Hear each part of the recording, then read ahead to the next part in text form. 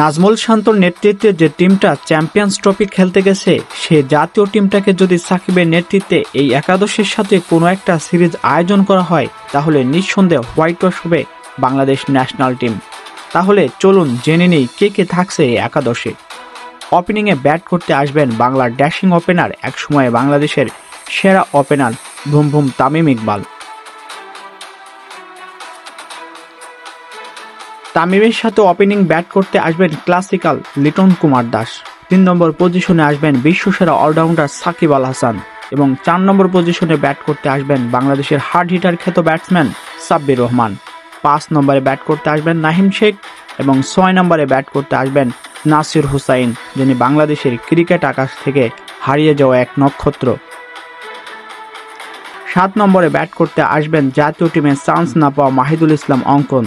8 নম্বরে ব্যাট করতে আসবেন মোসাদ্দেক হোসেন সৈকত। 9 নম্বরে ব্যাট করতে আসবেন মাশরাফি বিন মুর্তজা।